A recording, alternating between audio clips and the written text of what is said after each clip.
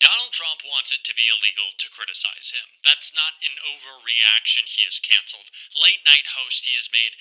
Reporters pay millions of dollars in frivolous lawsuits for pointing out the facts of his criminality and corruption, and now he's going after the media in a new way in an insane post that we are going to get into. But before we do, if I could quickly ask you to leave a like on this video, and if you haven't already and you enjoy our channel, to hit that subscribe button because it goes a long way in supporting our work. Now, before we can get into the liberal host that Donald Trump now wants to throw in jail for what he has announced is a new crime, and of course it's not, but we'll get into that. I want to start with what Rachel Maddow, someone always getting under Donald Trump's skin, had to say about the importance of protesting him. Overstated that one of the reasons protest is important is because it can keep you sane. But also, generally speaking, when it comes to your rights, use them or lose them. Any authoritarian worth his inevitably weird hairdo would love to extinguish your right to protest, your right to free speech, your right to free assembly. It is harder to take those rights away from free people when free people regularly exercise those rights. But tactically, strategically, protesting is also important against authoritarianism. Even if the authoritarian himself doesn't care about what the protests and the protesters are doing. It's important still because authoritarian leaders like to present themselves as all-powerful, right? They like to present themselves as strong men who have all the power they want or need. They can do anything they want. But strongman leaders alone don't have that much power at all, particularly in a system like ours, which is historically a democracy and is only right now in the process of consolidating into a would-be authoritarian state at the hands of a would-be dictator, right? We're still in the process here. Nothing is inevitable. The American people and institutions in this country get a say into how far he's going to be able to go. And sometimes protest is the most important lever in determining what institutions and powerful people themselves are willing to do, regardless of what Trump wants. I will say, for example, it's not within Trump's power to remove a late-night comedian from the air for criticizing him. Right? Trump can't do that unilaterally. He needs the company that employs that comedian. He needs the other companies involved in that business to effectively act for him once he starts complaining about that comedian and saying that guy ought to not be on the air. When Trump pressures companies to do his bidding in a case like that, oftentimes those companies will just cave and do what Trump tells them to do. But oftentimes, those companies will also be susceptible to pressure from the people. Pressure from the people to not do what Trump wants. Also, Trump's chaotic, lawless deportation spree, right? He can't do it alone. Trump tried at first doing it all with military planes. Remember how hilarious that was? He had like huge C-17 cargo planes. Those can carry 77 tons of troops and equipment. And Trump was flying C-17s around with like 5 people on board in the back because he thought that would look tough. Dude, we're paying for that plane. You got 5 guys on board. Now, he needs contractors to participate in this, like, say, Avello Airlines, to volunteer to provide deportation flights, because they're excited to make money off of ICE, to make money off of Trump's deportations. And that is, of course, Avello's right to compete for contracts like that. But then, if you want to just say you're going to spray some Febreze around and unhook the shackles and then try to sell the American flying public on also buying seats on those same planes for their vacation flight to Cancun or whatever, after you've been using them to deport people in Trump's utterly lawless, chaotic, shambolic deportation regime. Well, the people of this country are going to have something to say about that too, which Avello is now learning.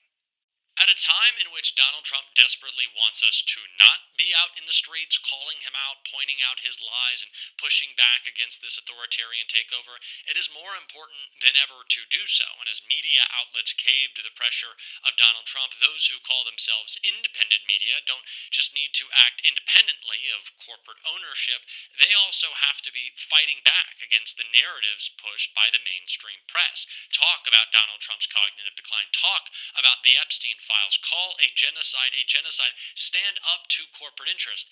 That's what we have to be doing. And the people who I've seen have the most success in doing so, besides Lawrence O'Donnell over at MSNBC, have largely been late night talk show hosts, the Jon Stewart, Stephen Colbert's, and the latest target of Donald Trump's attacks, who he says should be going to jail for his supposed crime. Trump just wrote on Truth Social, Seth Meyers of NBC may be the least talented person to perform live in the history of television. In fact, he may be the worst to perform live or otherwise.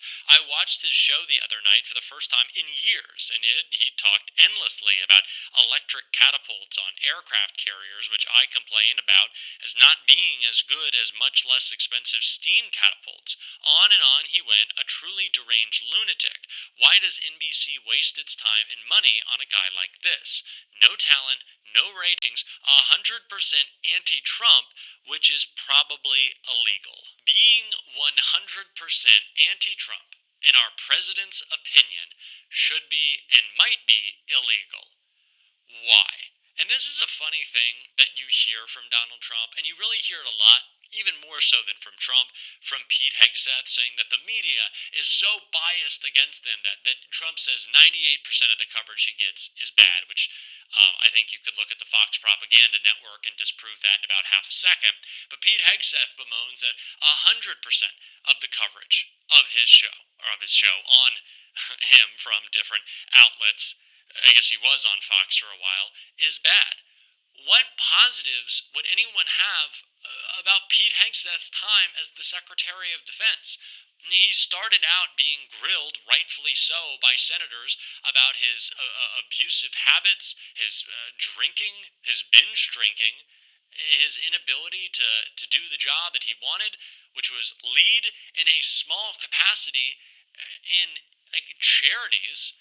And then what did he do after that? Okay, he gets the job. Maybe Pete Hegseth is going to put down the G&Ts. Sorry about that, buddy. Maybe he's going to put down the G&Ts. He's going to lock it. No, he did the opposite. He was texting war plans. What do we have to praise you for? It's the same thing for Donald Trump. All these conservatives demanded right away, Jack, you have to give him credit for the ceasefire. And you watch the show, you know what I said. I said, fuck that. There is no ceasefire. If there is in a year, in 2 years, in 3 years, there wasn't even an actual peace agreement. It was fantastic that hostages were released, but Israel is still indiscriminately bombing Gaza. The Palestinian people are still being killed by this regime, and we are paying for it. It is still a genocide. It is still an apartheid state in Israel, and Donald Trump didn't solve that. And now Lindsey Graham is talking about putting boots on the ground in Israel. Donald Trump is talking about blowing up Gaza, the peace president. So no, of course I wasn't going to give him credit. And that's not me being 100% anti-Trump. That's Donald Trump fucking up everything he has done in the entirety of his presidency. What do you want me to give him credit for? Like a worse-looking rose garden? Inflation is back up? Prices are skyrocketing? You're kicking people off of food stamps? Seriously, think of the thing you want me to give him credit for. I don't know. And that shouldn't be illegal. But that is what Donald Trump wants. He wants to go after journalists. He wants to go after media. He wants to go after me. I don't give a fuck. This is what he's doing. And he's like constantly watching. And Rachel Maddow talked about this in a clip that I'm probably going to keep playing on the show because it is so important that we talk about the literal new surveillance technology that was previously illegal that Donald Trump has brought back to spy on reporters, to spy on his enemies, and to try to attack them. And you need to know about it just as much as I do, considering you're fighting back against this administration, so take a look. Cell phone spyware called Pegasus. It's spyware that infects your phone. They target your phone. You don't have to do anything wrong to be infected with it. You don't have to click on anything or do anything. They infect your phone with this spyware without you ever knowing it. Your phone shows no sign of it. And once they have infected your phone, they get access to everything that is on your phone and everything that you do with your phone. They can access its location at any time. They can turn on the microphone to hear what's happening where you are. They can turn on the camera to see you and what's around you.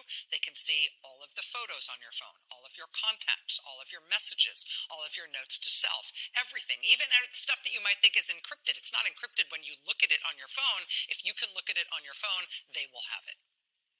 People close to Jamal Khashoggi were found to have been targeted, to have had their phones targeted with Pegasus software before he was murdered. Pegasus has been used to target opposition politicians and activists and lawyers and journalists all over the world, some of whom have subsequently been assassinated by despotic regimes. When this kind of a spyware surveillance tool emerged as a favored weapon for authoritarian governments and murderous dictatorships around the world, the Joe Biden administration banned the US government from ever using that particular spyware or anything like it. Well, then Donald Trump was elected, and the Trump administration has now quietly reversed that ban. And indeed, they have now contracted with a company that makes exactly that same kind of spyware as Pegasus. And which part of the Trump administration is using it? Which part of the Trump administration has been given this surveillance tool? ICE. And are they using it just against immigrants? Yeah, right, as if. Headline in the Washington Post: ICE amps up its surveillance powers. ICE's acting director says the agency will deploy its elite investigative officers to probe anti-ICE protest networks. Former officials have expressed concern that ICE now has a green light not only to monitor immigrant communities, but also to carry out broad surveillance of Americans, exercising their First Amendment right to oppose government action. U.S. citizens who may not themselves be suspected of crimes. According to the Electronic Privacy Information Center, quote, "We don't know if law enforcement or ICE are even getting search warrants to deploy this software." Paragon, the company that makes this version of this no-click take-over-your-phone software, which Trump has now given to ICE, Paragon software has been used by the Italian government to infect the phones of opposition politicians and activists who help immigrants. Penlink, another surveillance company that provides real-time location data about you to the government without a warrant, it's been used in the past to target opposition politicians and activists in Mexico and also in Hong Kong. Now our government, and specifically ICE, has those and more. Again, supposedly to use in their, mission against immigrants, but also apparently to use against Americans who are protesting against them, and to use that stuff with or without a warrant, and with or without any restraint at all. This is truly dystopian shit, and it needs to be treated like that, and I'm going to call it out every single day on the show. If you want to support that, as always, you can hit that subscribe button, leave a like on this video. If you stuck around to the end, drop a blue heart in the comments. Keep on fighting, don't let them silence you, and until next time, I'll see you soon.